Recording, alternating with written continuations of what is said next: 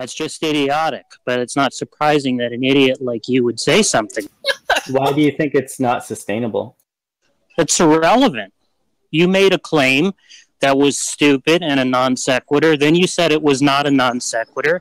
Then I asked you what the inference was, and then you changed the subject. And right? You're just a moron. Oh, yeah? So what's the inference, dumbass? Right? Why morality was relevant to that argument? Because people are motivated by a moral conception that the state of affairs is not appropriate. And again, dumbass, I asked you, why couldn't Marx make that argument even if he approved of capitalism? No, it would still... Shall we go over it again, dumbass? Feature the morality, which is Could he make the argument? Could he make the argument while approving of capital? Yeah, of course. So there's nothing normative about the theory, dumbass. No, that's not true. Does it matter what Marx's moral attitude was? Is there anything in the theory? Yeah, there's Marx, and then there's this alternative world Marx that you're imagining, right? We're talking about actual Marx. I'm asking you, right, whether Marx's argument would have to be different if Marx approved of capitalism or disapproved of capitalism. Would it have to be different, dumbass? In the escalating class tensions and the fact that there'd be social fallout which capitalists wouldn't be able to afford to amend. Yeah, but again, Marx doesn't have to take a position on that in order to say that it's unsustainable, right? But that... Let's take a position. It wouldn't be unsustainable if I didn't ask you that, dumbass. I asked you... Iron, stop interrupting. I asked you, dumbass. Listen, if this conversation is not going to continue, if he's... Dumbass, I asked you, right, if Marx has to take a position on whether escalating class tensions is a good thing or a bad thing, to argue that escalating class tensions will necessitate the end of capitalism. Listen, I'm not going to continue the conversation. Of course you're not going to continue the conversation, dumbass, because all you're doing is trolling. Shut up while I'm talking, asshole. All you're doing is trolling, right? It was pointed out that you were trolling, right? And so now that you've been confronted with a contradiction in your own position, right, you're making excuses for why you're not going to continue the discussion, right? Because you're a complete moron who can't actually defend your position. So go ahead, coward. Go ahead and run away, right? Make excuses for why you can't actually defend your position, right? Because the fact is... I'm happy sorry, dumbass, if you want to have the conversation, let's go over it again, right?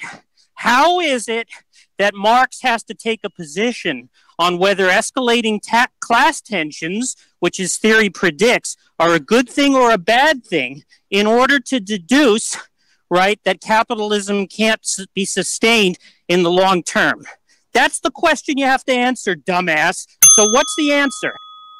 Because that is what is supposed to provide the impetus for there being a worker class revolt against the capitalists, right? If you took it to be the case that that kind of behavior was normal or appropriate, that the capitalist class could just routinely gut the worker class by killing them or getting scabs to fill their jobs when they tried to strike, etc., then you wouldn't be able to get the overthrow of capitalism, which Marx was talking about. Does anybody understand what Iron is saying? How that's an answer to the question? Because I'm just not getting it, right? Seems to me you can make the same argument, right, if you approved of workers' escalating class conflict, right, or if you disapproved of it. Either way, right, you could say capitalism is doomed. That's not what I said. Sorry, dumbass.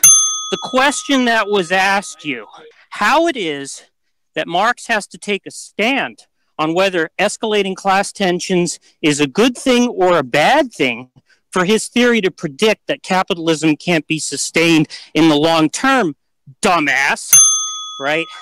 Now, what's the answer to that question? I never said anything about that. Oh, you never said anything about that, dumbass.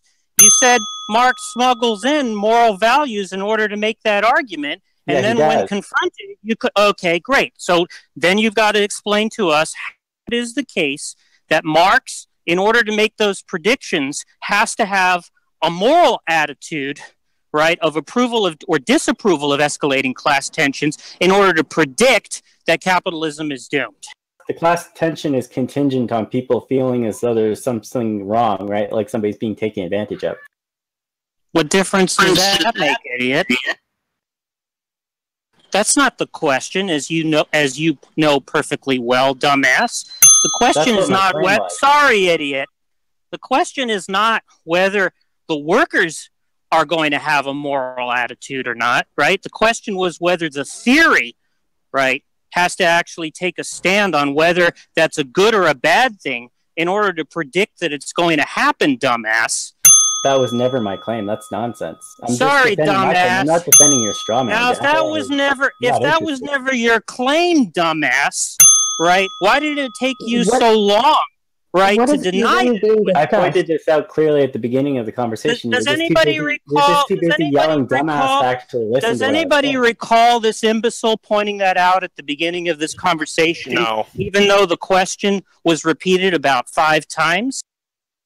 So what's it going to be, dumbass? Jack, your editorializing isn't adding anything to this conversation. If you're emotionally prepared, and so you think your editorializing is adding something, dumbass? Now just let's get it straight. He can make that claim whether he approved of it or disapproved of it. If you had been paying attention and not just name calling and over talking me, you would have heard that I specifically said both human behavior and morality. I said that he smuggled those things in.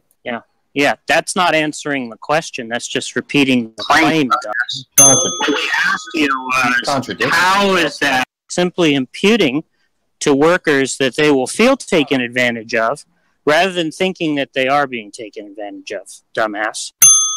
Jack, why are you asking me that question?